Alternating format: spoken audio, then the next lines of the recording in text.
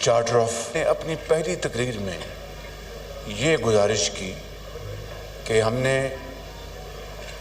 Charter of democracy پر اتفاق کیا تھا، آئیں آج چارٹر آف اکانومی کے اوپر اتفاق کرتے ہیں۔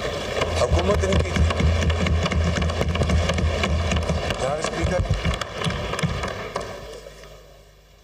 پایہ حقارت سے نہ صرف میری اس پیشکش کو ٹھکرایا گیا بلکہ جو نعرے بلند ہوئے اس ایوان میں وہ تاریخ میں ہمیشہ سیاہ باب میں یاد رکھے جائیں گے۔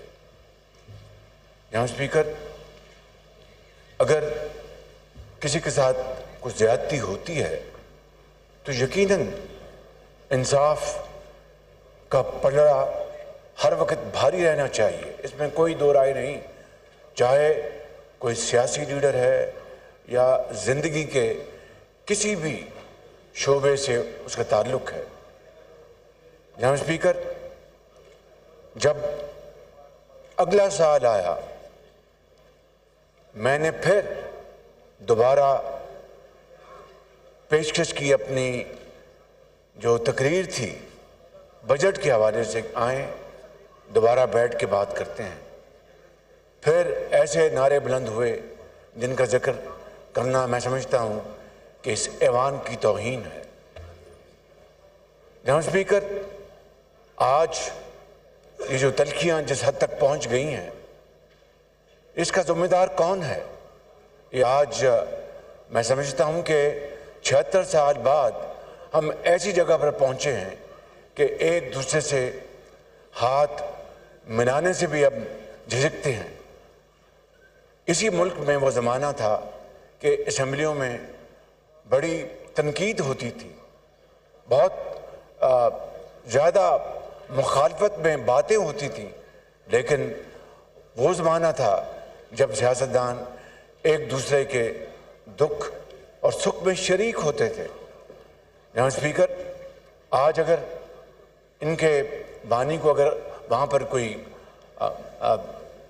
مشاکل مصائب ہیں، مشکلات ہیں تو بتائیں، بیٹھ کے بات کریں۔ میں آج پھر کہتا ہوں، آئیں بیٹھ کے بات کریں اور بیٹھ کے معاملات کو طے کریں۔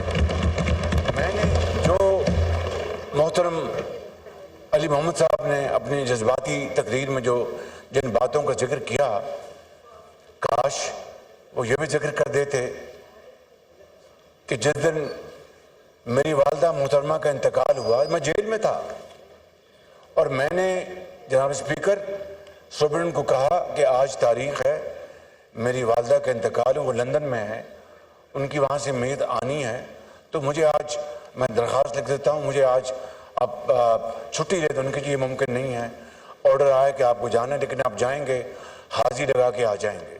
میں چلا گیا اور وہی گاڑی، میں یہاں پر اپنی ذاتی تکالیف کا نہیں رونا چاہتا، ان کو پتہ ہے کہ وہ جو خطرناک قیدیوں کی گاڑی مجھے کیوں دی گئی تھی کہ میری کمر کو مکمل طور پر اس کو ضعف پہنچے۔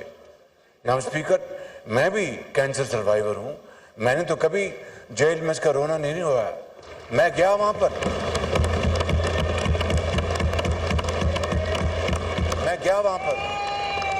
عدالت میں گیا، میرا خیال تھا کہ وہ جج صاحب کہیں گے کہ آپ کی والدہ کا انتقال ہوا، آپ کیوں آئے ہیں، ہمیں آپ چلے جائیں واپس۔ ہم خاموش رہے، بیٹھے رہے۔ ہمارے لائر اٹھے، انہوں نے کہا جی کہ آج اگر آپ اجازت دے دیں تو، انہوں نے کہا نہیں، میں نے آج بلائیں میں وٹنس، ہر صورت بیان ریکارڈ ہوگا۔ جناب اسپیکر، میں آپ کو عرض کرنا چاہتا ہوں کہ بات بہت لمبی ہو جائے گی۔ یہ خواجہ آصف صاحب بیٹھے ہیں، یہ رانا ثناء اللہ بیٹھے ہیں، ان کو زمینوں پر لٹایا گیا، ان کو کھانا، یہ تو دیکھیے فیصلہ ان کو قبول ہے یا نہیں ہے، یا مجھے قبول ہے یا نہیں ہے، لیکن اگر ایک فیصلہ آتا ہے تو ایک انڈر ٹرائل قیدی، یہ علی محمد صاحب مجھ سے بہتر جانتے ہیں، انڈر ٹرائل قیدی اور جس کو سزا ملی اس کے جو حقوق ہے جیل میں فرق ہے۔ میں اس میں بھی نہیں جاتا، لیکن یہ انڈر ٹرائل تھے، ہم سب انڈر ٹرائل تھے۔ زمینوں پر لٹایا گیا، کھانا گھر سے نہیں لانے دیا گیا، دوائیاں بند کی گئیں۔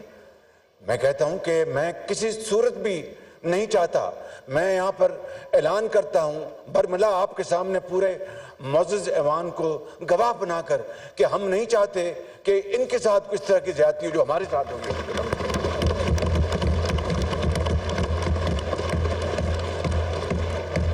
तो मैं ख़ितामन ये अर्ज़ करूँगा इनकी खिदमत में, आएँ बैठें, मुल्क को आगे लेके जाने के लिए, मुल्क की तरक्की और खुशहाली के लिए आएँ बैठें, मिलकर पाकिस्तान के बेहतरी के लिए बैठ के बात करें।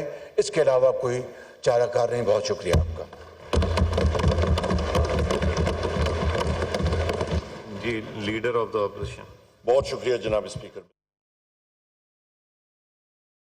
कौमी असम्बली का इजलास जारी है। वज़ीर-ए-आज़म शहबाज शरीफ इस इजलास से इजहार ख्याल कर रहे थे। उनकी जानिब से कहा गया कि आएँ मिलकर बैठें और जितनी भी मुश्किलात हैं, जो भी मसले मसाइल हैं, उन पर बात की जाए। उन्होंने कहा कि आज बानी पीटीआई को जेल में मुश्किलात हैं, तो आएँ बैठ कर हमसे बात करें। इस वक्त नेशनल असम्बली का ये इजलास जारी है और इस इजलास से वज़ीर-ए-आज़म शहबाज शरीफ खिताब कर रहे थे। उनकी जानिब से अपना उस वक्त का तज़किरा भी किया गया जब वो जेल में मौजूद थे और उनकी वालिदा का इंतकाल हुआ।